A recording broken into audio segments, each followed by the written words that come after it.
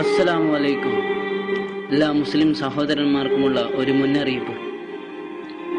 20-30 കൊല്ലം ജീവിച്ച് പാകപ്പെട്ടിട്ടും നമസ്കാരം ദിവസത്തിൽ 5 നേരമാണെന്നറിഞ്ഞിട്ടും അറിയാഭാവം നടിക്കുന്ന നിനക്ക് തന്നെയാണ് നാശം. വെള്ളിയാഴ്ച ഒരു 10 മിനിറ്റ് മാത്രമല്ല മുസ്ലിങ്ങൾക്ക് നമസ്കാരം നിർബന്ധമായിട്ടുള്ളത്. ദിവസത്തിൽ 5 നേരമാണെന്ന് നീ അറിയുക. മരണം അതെല്ലാവർക്കും ഉള്ളത് തന്നെയാണ്, നിനക്കും എനിക്കും.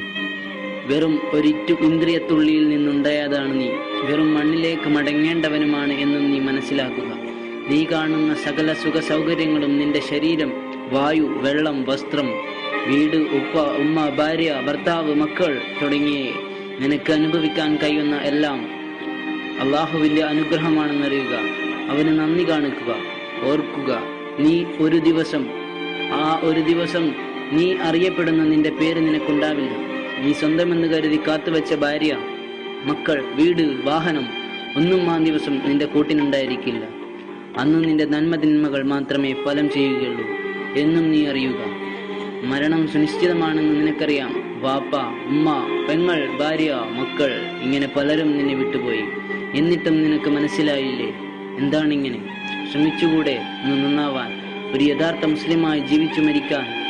50-60 വർഷം മാത്രം കാലദൈർഘ്യമുള്ള ഈ ജീവിതത്തിനു വേണ്ടി അനന്തമായി നീണ്ടുകിടക്കുന്ന പരലോകം നീ നഷ്ടപ്പെടുത്തണോ?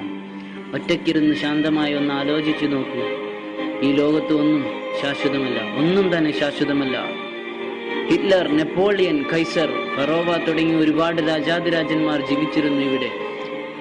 ഇന്നവർക്ക് സ്വന്തം 6 അടി മണ്ണ് മാത്രം. ചിന്തിക്ക് നീ. ഈ ദുനിയാവിൽ തിമിർത്താഘോഷിച്ച് ഒടുവിൽ ഒരു നാൾ ചത്തുമലക്കാനാണോ ഇത്രയും കഷ്ടപ്പെടുന്നത്? ബുദ്ധിയില്ലേ? ചിന്തിക്ക്. 6 അടി മണ്ണിലേക്ക് വേണ്ടി പണിയെടുക്കണം നാം. അതല്ല, നിനക്ക് നരകം മതി എന്നുണ്ടെങ്കിൽ ഒന്ന് ചോദിച്ചോട്ടെ. ഇവിടെ ഒരു ചെറിയ തീനാമ്പ് പോലും തൊടാൻ കഴിയാത്ത നീയാണോ നരകത്തിൽ 70 മടങ്ങ് ശക്തിയുള്ള തീ രുചിക്കാൻ പോകുന്നത്? നരകത്തിലെ ഏറ്റവും ചെറിയ ശിക്ഷ തീ കൊണ്ടുള്ള ഒരു ചെരിപ്പാണ്. അത് ധരിച്ചാൽ ചൂട് കാരണം അവന്റെ തലച്ചോറ് ഒഴുകിയൊലിക്കുമെന്ന് ഹദീസ്.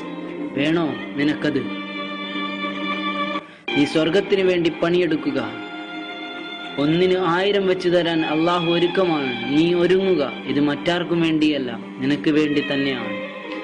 നീ അവനെ മാത്രം ആരാധിക്കുക. അവനോട് മാത്രം നീ സഹായം ചോദിക്കുക. അവൻ ഒരിക്കലും നിന്നെ കൈവെടിയില്ല. തീർച്ചയായും അള്ളാഹു ക്ഷമിക്കുന്നവരുടെ കൂടെയാണ്. ഇന്നല്ലാഹ മഅസ് സാബിരീൻ എന്ന ഖുർആൻ വാചകം നമ്മെ ഓർമ്മപ്പെടുത്തുന്നു. എല്ലാവരും ഈ മെസ്സേജ് ഫോർവേഡ് ചെയ്ത് മറ്റു സഹോദരന്മാരെ ഒരു ഓർമ്മപ്പെടുത്തലിന്റെ ഭാഗമായി കാണണമെന്ന് അഭ്യർത്ഥിക്കുന്നു.